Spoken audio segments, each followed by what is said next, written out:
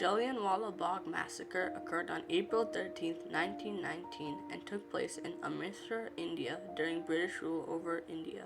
The exact location was in a large walled garden close to the Sikh Golden Temple. A crowd of over 10,000 ordinary Sikh men, women, and children were gathered in the large walled garden to celebrate the major festival of Baisakhi, which marks the end of the harvest season. In addition, during the festival, many citizens also protested against the Rowlatt Act, which was issued in March of 1919 and allowed British soldiers to arrest any person without having a trial, and was a major cause of the massacre and many protests. The commander of the British troop, named General Dyer, issued the order for the soldiers to open fire on the unarmed Sikh crowd, which led to an estimated 379 to 1,000 people dead.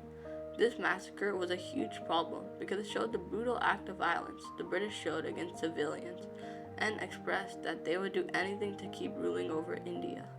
Furthermore, the soldiers escalated the massacre to a major issue by firing until they ran out of ammo, which led to a scar in India-British relations. The Jallianwalla Bagh massacre on April 13th of 1919 changed public opinion against the British rule and accelerated India's independence movement by showing the brutal force of the British, increased Indian supporters and causing more protests, and motivated Indian citizens to magnify the injustices experienced. At 5 o'clock, Dyer arrived to Amritsar with his 90 men. When Dyer issued the order for his soldiers to fire at the large crowd, an estimated 379 innocent Indian civilians were killed. Also, around 1,200 more were wounded during the massacre. The brutality of the British was shown here by expressing their anger and killing hundreds of innocent people. Winston Churchill, the Prime Minister of the United Kingdom during 1940 to 1945 and during 1951 to 1955, made very degenerate remarks on Indians directed towards Gandhi and other Indian nationalists. He stated, "It is alarming and astonishing to see Mr. Gandhi, a seditious Middle Temple lawyer, now posing as a Hindu, striding half-naked up the steps of the Viceregal Palace." But on July 8th of 1920, over a year after the massacre happened, Churchill expressed his thoughts of the massacre by stating, "One of the worst, most dreadful outrages in the whole of our history." Since the massacre was so outrageous, even a man like Churchill condemned Dyer's action. Continuing, the Jallianwalla Bagh massacre had many different viewpoints. A prime example we have been talking about is Winston Churchill. He argued the massacre was a monstrous event and did not like the action of the British. Furthermore, 3 days before the horrific massacre occurred, 2 Indian nationalists named Dr. Satyapal and Dr. Kichlu were arrested without a trial, according to the Rowlatt Act, because of leading protests against British rule in Amritsar, India. Since British officials disliked these acts, they decided to arrest them so protests in Amritsar would be extinct. Despite this, the arrest of these nationalists led to even more protests and the Jallianwalla Bagh massacre. The British brutality was shown in this situation because they did not want Indians to share their personal views on the Indian independence movement, and they did not want more people to join the movement. After the massacre, General Dyer admitted the brutality of the British by stating, "It was a horrible duty to perform, but I think it was a merciful thing." The words of Dyer himself, the criminal who left 379 citizens dead. Even the man who committed the massacre admitted his savagery and viciousness. Though the massacre did change public opinion against the British, some people still stuck with the British Raj, including General Dyer. During his court sentence, he stated, "If more troops had been at hand, the casualties would be greater in proportion. It was no longer a question of merely dispersing the crowd, but one of producing a sufficient morale effect from a military point of view." This quote from him shows that he still sided with the British and believed that they should still take rule over India, and disagreed with my claim. The mass murder was a significant turning point on India-British relationships in a negative way because it left an untrustworthy scar on it. Also, it ruined many other countries' relationships with Great Britain, including Egypt, Canada, and Ireland. Nationalist leader Eamon de Valera called the massacre a deliberate butchery of innocent people. After General Dyer and his soldiers slaughtered hundreds of Indians, many citizens shared the same outrage which united them with their shared grief even though they had religious differences. News of the massacre spread very quickly and led to many organized prayers, which he describes as an event which stands in singular and sinister isolation, which basically is the rotten apple argument, which we find so often whenever there's I'm sort of reaching widely in the analogies. Whenever there's a white supremacist attack, it's a lone wolf.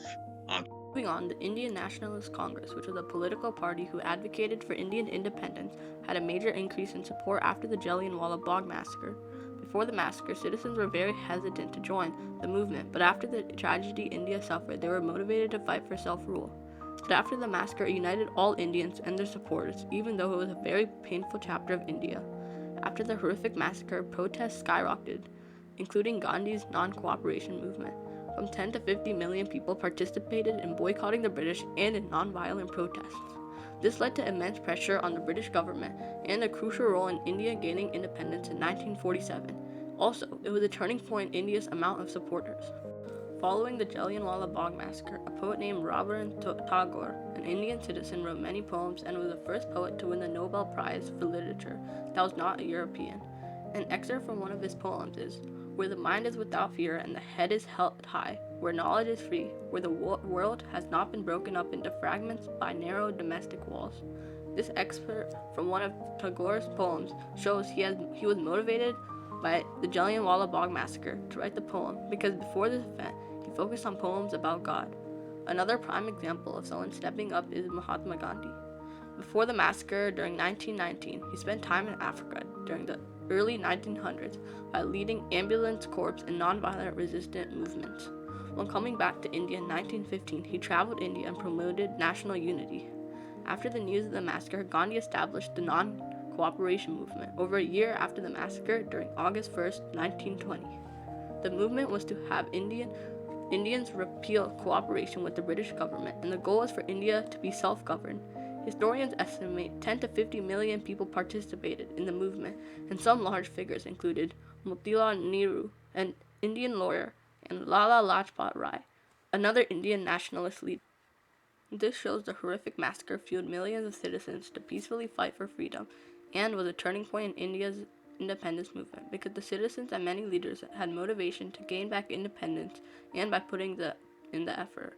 By Gandhi leading many protests after the massacre, this shows the massacre was a pivotal event in India's race for independence. Going ahead, an example of an event that did not motivate citizens to step up against the British was the Indian Rebellion of 1857. Indian soldiers who worked with the East India Company, who traded with Asia, disliked the working conditions and how the British treated them. So, on May 10th of 1857, Indian soldiers fired on British officers, then marched to Delhi, India, and made Badar Shah Zafar their Mughal emperor or leader. The news spread to different parts of India, including Agra and Kanpur, and many more people joined the Indian soldiers. After the defeats the British suffered, they used their power to kill the rebels. By 1859, the Mughal emperor Zafar was exiled to Burma and British rule was back again.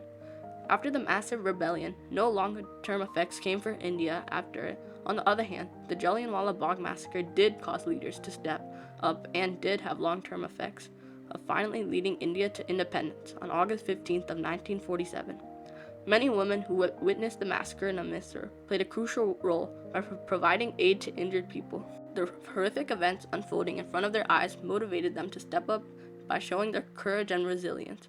The Jallianwala Bagh massacre was a turning point in India's independence movement because the citizens had motivation to gain back independence after the massacre. The Jallianwala Bagh massacre on April 13, 1919 was a monstrous event in which the British showed their brutal force against innocent civilians, which lessened trust in the British government and the largest event for India to succeed in the race for independence. The massacre in Amritsar was the most significant event in India's independence movement because without it, India would not have the motivation to fight back against the British. In addition to this, all the hard work India put in, they finally gained back independence in 1947, put a scar on India-British relations, and is a powerful reminder of India's resistance and injustices. Finally, the relations between India and Great Britain were broken because of the loss in trust in their government, widespread international condemnation, and immediate protest led by Indian nationalists.